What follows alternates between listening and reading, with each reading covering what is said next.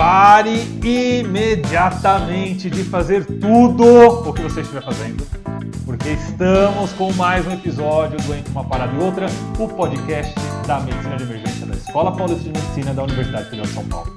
E agora nós vamos iniciar a nossa série de programa chamado Cuff Furado. Vamos atrás de bate-papos descontraídos. Não tão descontraídos. Nem tão descontraídos. Hoje não. E o Cuff Furado da vez é o artigo furado. Nós vamos hoje conversar sobre medicina baseada em evidências, falhas metodológicas. E para isso eu tenho aqui comigo uma pessoa sensacional, fantástica, que trabalha aqui com a gente, professor doutor Rafael Pacheco. E aí, Rafa, beleza? Beleza, tudo certo. Tô tranquilo. Rafão, só para o pessoal te conhecer, conta um pouquinho aí onde você se formou, o que você faz, com o que você trabalha hoje. Tá bom, então eu sou médico, me formei aqui na escola e eu me especializei em saúde baseada em evidências, fiz meu mestrado e doutorado. Também fiz especialização em economia da saúde e bioestatística. Então, vocês já viram que o currículo dele não é simples não, né? E você trabalha onde hoje em dia? O que você faz? Então, eu sou pesquisador aqui da disciplina de Economia e Gestão em Saúde na Unifesp e sou pesquisador do Hospital Sírio-Libanês. Muito bom, muito bom. Rafa, a ideia hoje aqui é a gente bater um papo sobre revisões sistemáticas com ou sem meta-análise.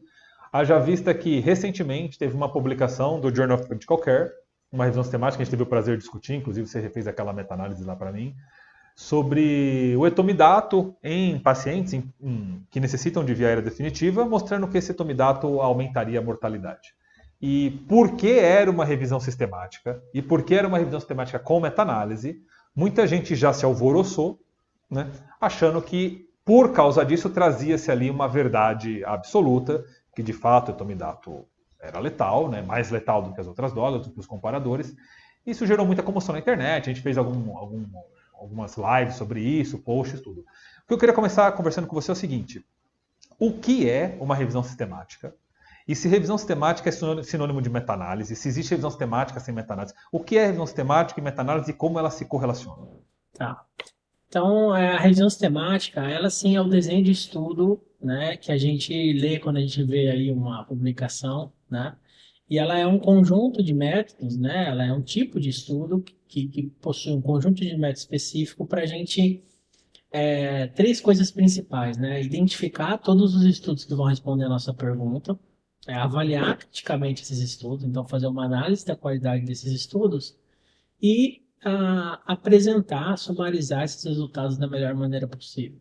Tá. Uma das formas, e a forma mais principal, a forma mais comum, né, de se sumarizar esses resultados é por um método estatístico que a gente conhece como meta-análise.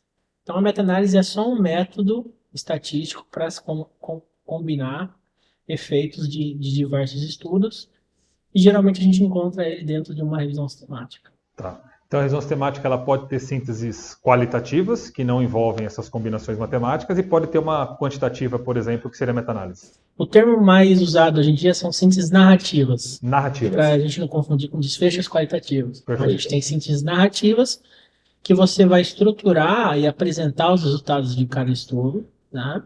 Sem fazer conta. Sem fazer uma reanálise matemática, né? Tá.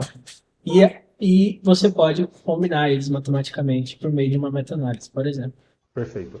E você falou que a revisão sistemática, ela pressupõe pesquisar a literatura inteira, mediante uma pergunta prévia, para daí se chegar a algumas conclusões. Quais seriam os principais passos, os pilares que fazem olhar aquela meta-análise? Caramba, revisão sistemática. É uma revisão sistemática que seguir os passos, que tem a metodologia adequada. O que tem que ter uma revisão sistemática para eu considerá-la, no mínimo, decente? Bom, então assim, a gente tem alguns guias, né, metodológicos para a construção de uma revisão sistemática. O mais comum é o Amster 2, então ele tem 16 itens que a gente usa para julgar a confiabilidade daquela revisão sistemática, né? De maneira geral, os itens principais é você fazer uma busca, definir bem a sua pergunta, né, isso é essencial em todos os estudos, mas você tem que desenhar uma estratégia de busca que seja ampla e sensível, tá? Então a gente tem que buscar em várias bases de dados, a gente tem que fazer um trabalho para sensibilizar essas estratégias de busca, né? Porque a pior coisa que pode acontecer numa revisão sistemática é você perder um estudo que deveria ter sido incluído. Tá. Então você não encontra um ensaio clínico, por exemplo. Aí você tem que fazer uma estratégia de seleção e extração desses dados, né? A gente sempre faz isso em duplicata, então tem duas pessoas fazendo de maneira paralela para ter o maior cuidado de não perder nenhum dado ou não selecionar um estudo que deveria ter sido selecionado. Avaliar o risco de viés dos estudos, isso é um passo fundamental. Então, a gente usa ferramentas para cada desenho de estudo. Então, tem para ensaios clínicos, para estudos observacionais. A gente tem que avaliar de maneira transparente a qualidade desses estudos, ver uma análise da homogeneidade desses estudos, ver se eles são ou não combináveis. Então, a gente fala que a gente vai analisar a diversidade clínica e metodológica desses estudos, decidir o tipo de síntese, e depois a gente faz uma avaliação global da evidência que a gente encontrou, né, nessa revisão, usando uma metodologia estruturada que é o GRADE. Então, a gente vai fazer a avaliação da certeza da evidência que está disponível para aquela pergunta em questão. Legal. E isso diferencia da revisão narrativa, por exemplo? Sim. Então, a revisão narrativa, né, ela é o termo que a gente usa para aquela revisão que a gente conhece, né, que geralmente é um especialista ou um conjunto de especialistas que vão escrever sobre um tema. Então, a revisão narrativa ela não tem uma metodologia de seleção, busca e avaliação de estudos estruturada. Ela é uma metodologia livre, então geralmente a pessoa escreve o texto e ela coloca o que ela quer lá. Ela geralmente responde uma pergunta muito ampla, então ela vai fazer uma revisão sobre uma doença, desde a epidemiologia até tudo, o diagnóstico. Lembra um capítulo de livro, né? Lembra um capítulo de livro, né? E esse tipo de revisão, né, ele tem o seu papel, né? Ele é uma proposta diferente, mas ele não tem a metodologia estruturada, transparente, que uma revisão sistemática vai ter. E a pergunta da revisão sistemática é uma pergunta direta, né? Uma pergunta bem restrita, então me dá ou para uma questão específica. Uma narrativa não, geralmente quais são as estratégias para a gente tratar esse paciente, quais são os tipos de doença. Então, são perguntas mais amplas que servem para a gente revisar um conteúdo, ou se familiarizar com o que é discutido daquela doença específica. Legal. Pegando agora a revisão publicada no Critical Care, se propõe a ser uma revisão sistemática e o pico dele seria para pacientes que necessitam de via aérea definitiva, de intubação traqueal, pacientes críticos, não intubação eletiva, que receberiam a intervenção em atomidato, comparado com qualquer outra, o desfecho principal para eles era morte a qualquer momento, em qualquer delta T, em qualquer intervalo de tempo de follow-up que os autores dos estudos primários escolhessem. Aí pegando o primeiro ponto que você falou, estratégia de busca. A gente viu que no protocolo o autor não colocou a estratégia de busca, e ele coloca depois no material suplementar uma estratégia bem restrita. Tem poucos sinônimos, ele coloca uma série de filtros para ensaios clínicos, não parecendo ser uma estratégia ampla. Você vê isso já como uma falha grave, porque poderia passar algum artigo? Como que você vê não ser transparente na estratégia no protocolo e nem ter uma estratégia sensível? Como você vê isso? O ideal é que a estratégia ela seja pensada no protocolo, né? Ela pode até ser para todas as bases, ela pode até ser modificada depois, mas ela tem que estar transparente essa mudança, né? O Amster 2, né, e a Cochrane, eles definem que uma busca, né, ela tem que ser ampla e sensível. Então, o que é uma busca ampla? É uma busca que busca em duas bases principais. Então, o PubMed e o Embase, que são sempre buscadas. A gente tem que buscar na base da Cochrane também, que é o central. E a gente também tem que buscar em bases de registros de ensaio clínico, literatura cinzenta. Então, são várias fontes de informação que a gente tem que buscar. Então, eu não sei exatamente quais fontes ele buscou, mas uma busca ampla seria isso. Ele usou o PubMed, o Embase e a Cochrane. Ele não cita literatura cinzenta, ele não cita a base de ensaios clínicos, nada. Isso já é um problema grave, porque a gente sempre busca em base de registro de ensaios clínicos porque tem estudos que são feitos e não são publicados. A gente quer captar eles na nossa revisão. E a gente sensibiliza essa busca, né? Em cada base a gente desenha uma estratégia que vai ter muitos sinônimos, todos os sinônimos adequados. A gente tenta não pôr filtro, não pôr restrição de idioma, linguagem, linguagem não, idioma, data e tipo de publicação, porque a gente quer não correr o risco de perder um estudo. Perfeito. O pior erro de uma revisão sistemática É é perder perder um estudo. estudo, porque esse é o erro que ninguém percebe. Se você avaliar o estudo de maneira adequada, se você fizer uma meta-análise que as pessoas não vão concordar, isso vai estar no artigo e as pessoas vão debater isso. Se um estudo não entra, é muito difícil do leitor. É uma informação negativa, né? Exato, Você não sabe, né? você não sabe, então esse é o erro que a gente não pode cometer e a gente toma muito cuidado com isso. Legal. Então a gente vê que o autor ele acerta em não restringir tempo, ele vai desde do início da base até o presente, ele não restringe idioma, como você bem falou, mas ele restringiu a 3 bases, o Medline, o Embase e a Central, né, a Cochrane Library, e ele restringiu muito a estratégia de busca, né? Foi uma estratégia não sensível. Então a gente vê que talvez, não estamos dizendo que foi, algum estudo pode ter escapado.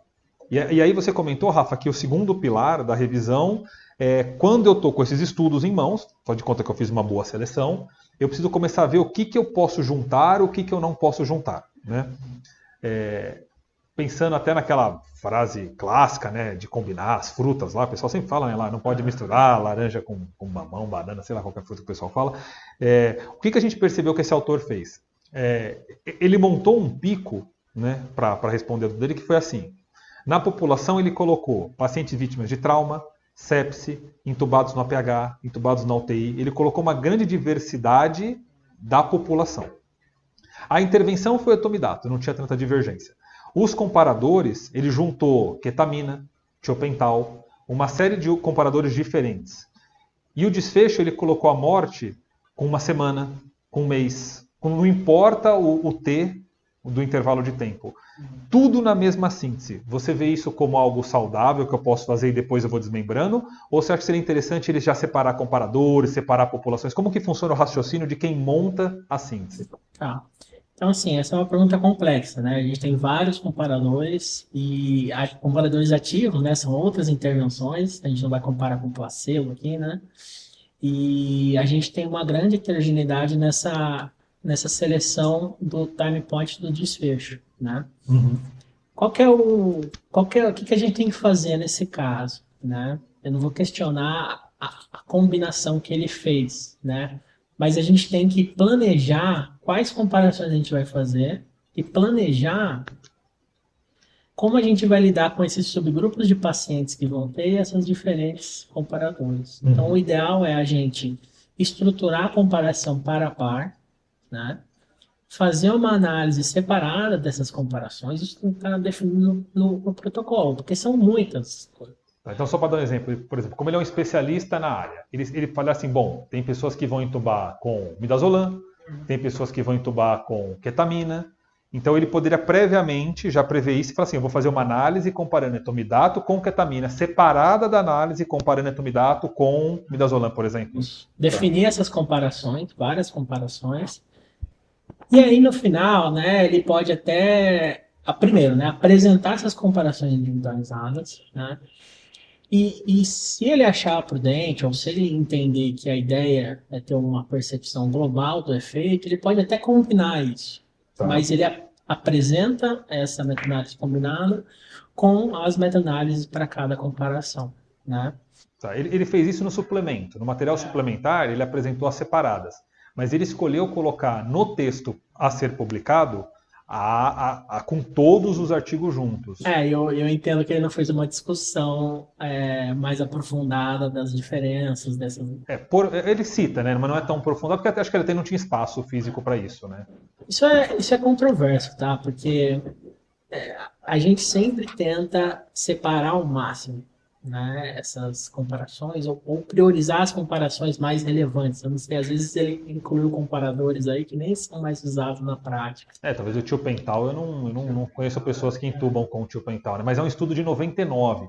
Foi uma outra coisa que ele colocou na mesma síntese estudos de 99 até estudos de 2022, que eu acho que talvez tivessem diferentes cuidados de terapia intensiva, né? Tanto que o tiopental aparece em 99 e não mais se repete em nenhum trabalho dos que ele encontrou, tá?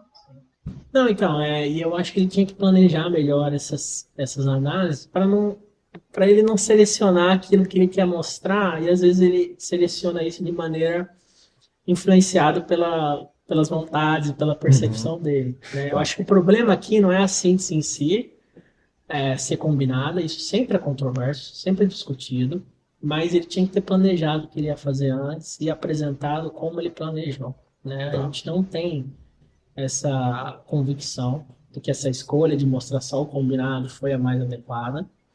E eu entendo que ele não planejou uma análise por esses subgrupos dos pacientes. Ele tinha que pelo menos tentar ter uma hipótese, né, do efeito diferente para o tipo de doença base ali que ele vai estar tendo, né, que foi isso que você trouxe também. Então a gente tem uma heterogeneidade grande na população e nos comparadores. Então é uma meta-análise bem controversa nesse sentido. E comenta um pouquinho, Rafa, sobre a heterogeneidade no tempo de follow-up para o desfecho morte. Por exemplo, tem estudos que falaram assim, morte na UTI, e não falaram o tempo. Tem estudos que falaram morte intra-hospitalar, também não falaram o tempo. E quando falaram o tempo, tem 20 dias, 30 dias, 24 horas e 7 dias. Ou seja, eu estou com mortalidade precoces, um short term, né, de follow-up, algumas tardias e algumas elas estão determinadas pelo tempo que o paciente ficou na instituição ou no setor ou não.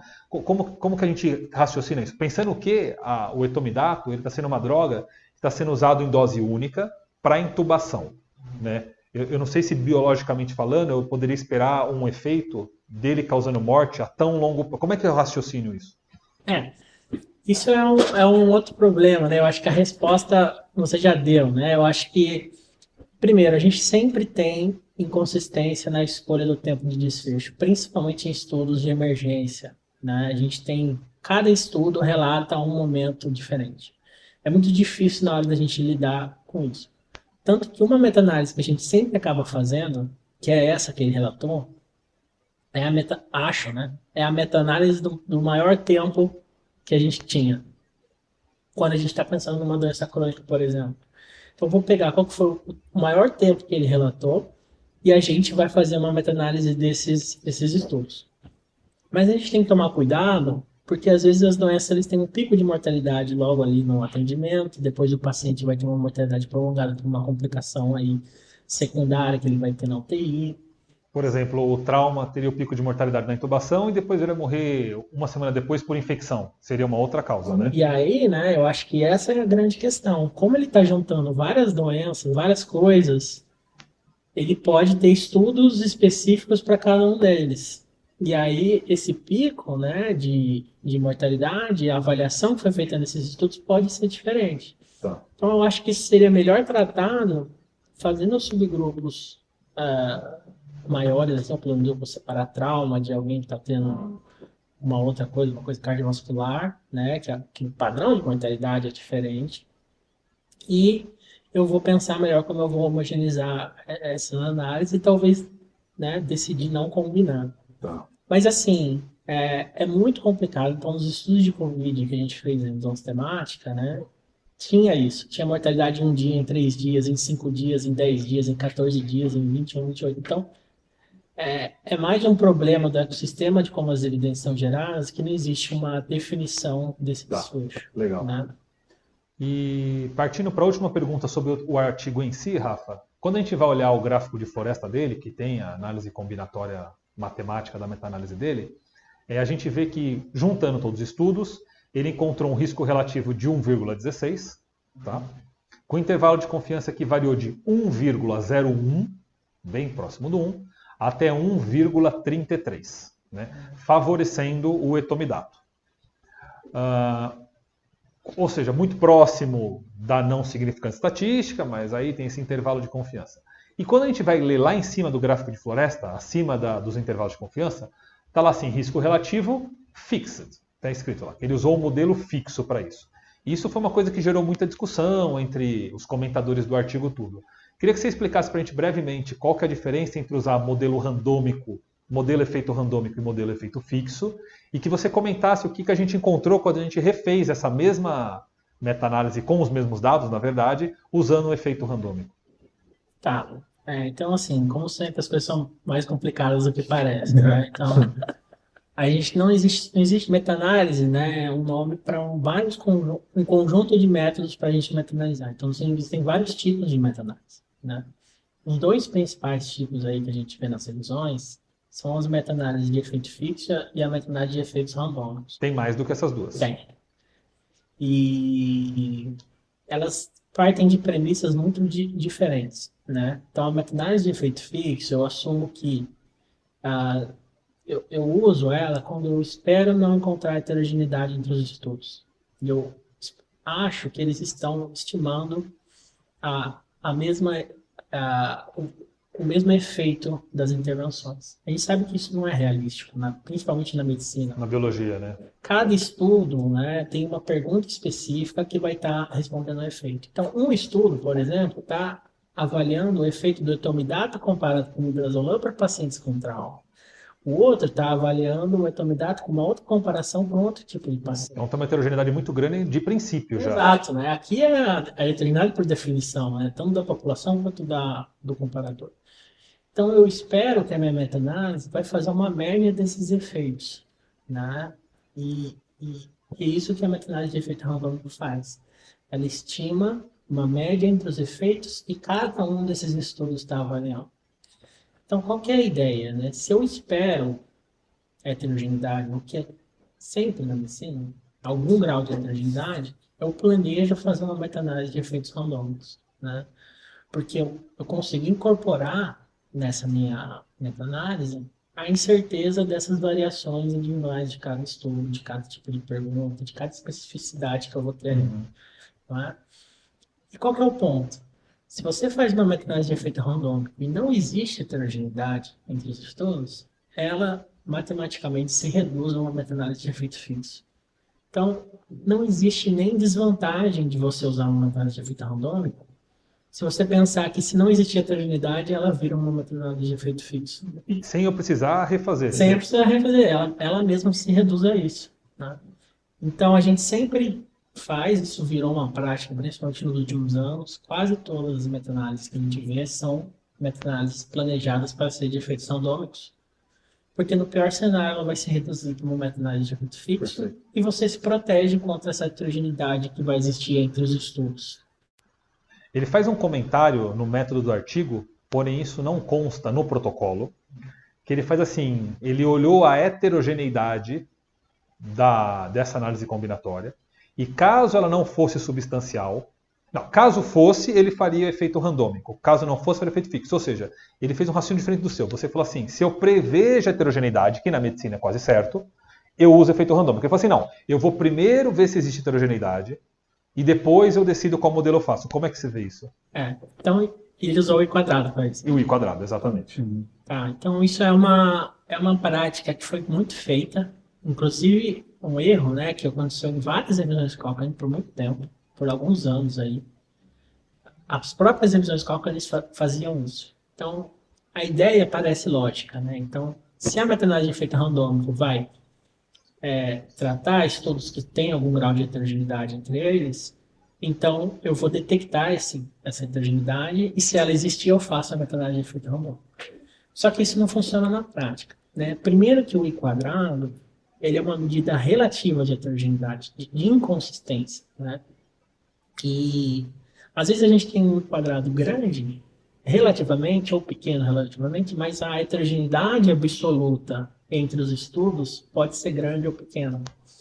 Então, primeiro que é uma medida que pode inflar ou subestimar essa heterogeneidade. Ela não é uma medida boa para a gente decidir se existe heterogeneidade entre os estudos.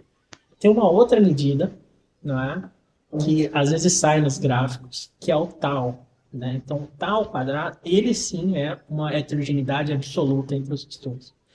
Se a gente fosse usar alguma estatística para decidir isso, a gente usaria o tau e não o I quadrado. Perfeito. O problema é aquilo que eu já mencionei. A gente não faz isso porque se não existir heterogeneidade, se o tau for zero, a meta-análise de efeito randômico dá o mesmo resultado da meta-análise de efeito fixo, ela se reduz ao meta-análise de efeito fixo, conceitualmente. Né?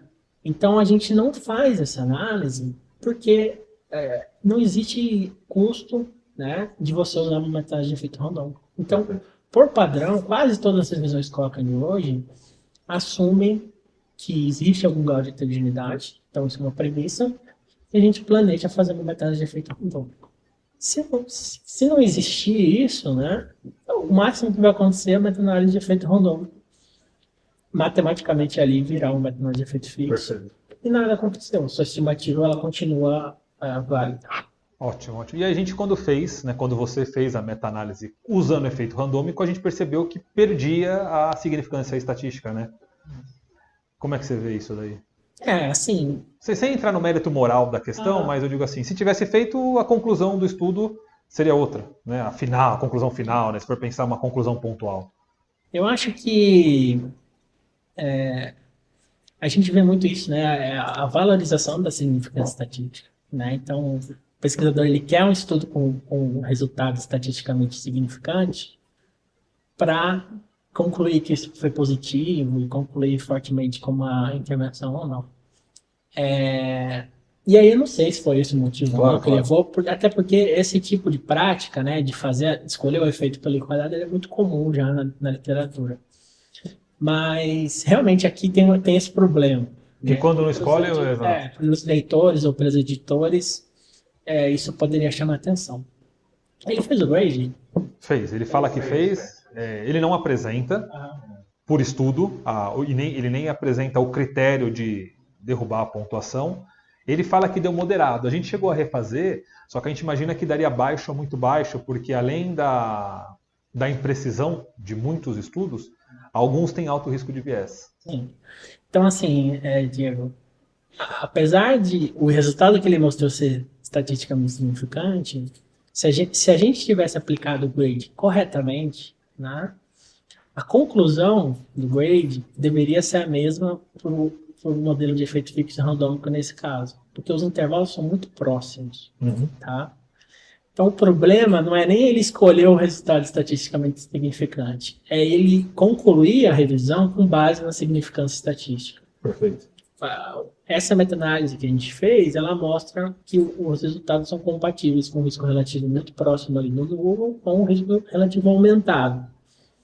Se ele é 0,99 ou 1, a conclusão tem que ser a mesma, né? Existe um efeito nulo ou um efeito um risco aumentado com o uso da intervenção. E a gente tem que avaliar o quanto a gente confia nessa estimativa, né? E aí o grade bem aplicado vai ter que entrar. A gente vai ter que ver. Primeiro, já é imprecisa essa estimativa, então alguém já poderia reduzir por um ponto só pela imprecisão no grade e avaliar as evidências indiretas desses estudos, avaliar o risco de viés deles, né? É bem difícil uma meta-análise dessa, como foi falado, dar uma estimativa moderada no grade. Sim. Então, só para organizar, se me corrija se eu estiver errado. Então, numa camada mais externa, eu já veria o grade e, independente mesmo de qualquer resultado, eu já veria que eu não posso confiar nessa conclusão. Se eu descesse, eu veria que talvez o modelo escolhido não foi apropriado. E aí eu poderia até falar na significância estatística que não teria. Se eu aprofundo mais um pouquinho, eu vejo que a combinação de dados não foi suficientemente acurada para contar com a heterogeneidade. Quer dizer, tem vários problemas em diferentes camadas que não daria para confiar nesse resultado, né? Para dizer assim, o etomidato mata mais. Isso? Eu acho assim, né? Quando a gente identifica uma revisão que tem alguns problemas, né? Então a gente já identificou busca alguns problemas. O ideal é a gente não usar mais nada dela, porque a gente já não confia naquele método. Né? Então é difícil da gente ver o grade agora, como o grade ia ficar, porque a gente está confiando na avaliação do risco de viés que ele fez. Será que foi bem feito esse risco de viés? Perfeito. Então, será que essa meta-análise foi bem feita mesmo? Aqui a gente replicou ela, mas... Então, o ideal, né, seria a gente se afastar dessa revisão, procurar uma outra, ou fazer uma outra, que a gente possa confiar, né?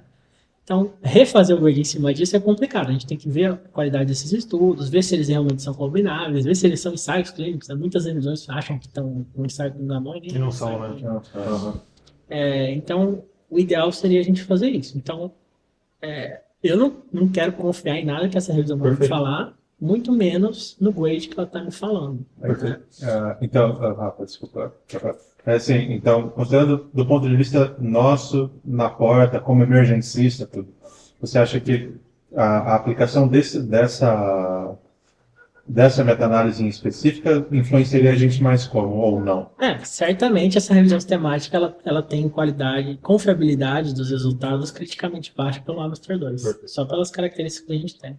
Significa que a gente não vai acreditar em nada do que ela está falando. Né? E para concluir, Rafa, supondo que fosse a melhor revisão, eu ainda assim posso extrapolar o achado de uma revisão para a prática ou não? Como você vê isso? Você mexe com tecnologias, né, com a aplicação de tecnologia em saúde? Tá. Então, assim, vamos supor que a gente tem uma revisão muito bem feita, que o grade está bem avaliado e tudo mais. Aí a gente tem que entrar num processo, né, de sair dessa evidência para uma ação prática. Né? Então, até existe isso, né, o ETD, Evidence to Decision. Né? Então, existe toda essa estruturação. Idealmente, no papel, né, esse processo de generalização de uma síntese, de uma revisão sistemática, ele tinha que ser feito dentro de uma diretriz bem estruturada. Né? Então, o documento que a gente tem que pegar as recomendações são as diretrizes. Não é a revisão pura. Não é a revisão pura. Por quê? Nas diretrizes, eles vão contextualizar o resultado da revisão, contextualizar onde estão fazendo a recomendação, custos, acesso, né? Antes de fazer uma recomendação por si só. Então, o documento que o médico, né, deveria olhar aí é uma diretriz, né, bem feita, que se embasou em revisões temáticas bem feitas. O Diego Adão sabe muito bem lá na revisão Cochrane dele, a Cochrane não deixa você fazer recomendações específicas para a prática. Nunca você vai ler numa revisão Cochrane bem feita, né, que essa intervenção não deve ser usada ou todo mundo tem que usar essa intervenção. A gente pode considerar essa intervenção. Quem vai fazer a recomendação é uma diretriz bem feita, um guideline bem feito. Perfeito. Então, entre as revisões bem feitas e a ponta do sistema de quem atua, tem uma diretriz, não é uma conexão direta. E aí a gente tem que avaliar a qualidade das diretrizes. Da diretriz. Então, agora, mesmo que essa revisão fosse ótima, eu não poderia sair divulgando no Instagram que a partir de agora não se usa mais atomidados. Isso não é uma prática legal. Porque como que você faz uma recomendação? Isso não é medicina baseada em evidências, né? Isso é só evidências. Então, medicina baseada em evidências tem que juntar valores, a prática que a gente tem, o local que a gente está, para fazer uma recomendação. Não tem como você recomendar para todo mundo com base numa revisão sistemática. Nem se ela for bem feita.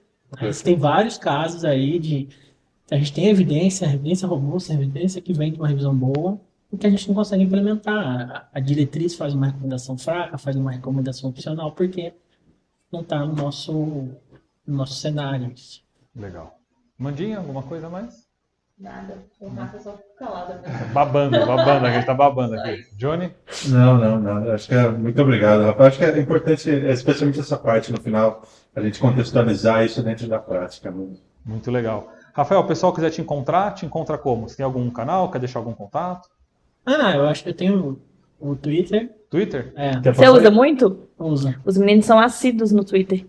Quer passar aí qualquer? Como é que te acha lá? R. Leite Pacheco. R. Leite Pacheco? Mas tem o meu e-mail também, se quiser. Pode deixar? Fala aí qualquer. rleitepacheco@hotmail.com. rleitepacheco@hotmail.com. Rafael, queria agradecer demais sua participação aqui. Enriqueceu muito, não só em relação a esse estudo isolado, mas no nosso comportamento frente a artigos e literatura. Ter pessoas como você fazendo essa tradução, né, entre o que a ciência produz e nós que estamos na prática é fundamental, cara. Muito obrigado aí. Eu que agradeço o convite, estamos à disposição. Legal. Vai voltar muito mais vezes. Esse foi mais um episódio do Entre uma Parada e Outra, o podcast Cuff Furado de Entre uma Parada e Outra. Furou o cuff nessa intubação da Medicina de Emergência da Escola Paulista. Um abraço e até a próxima.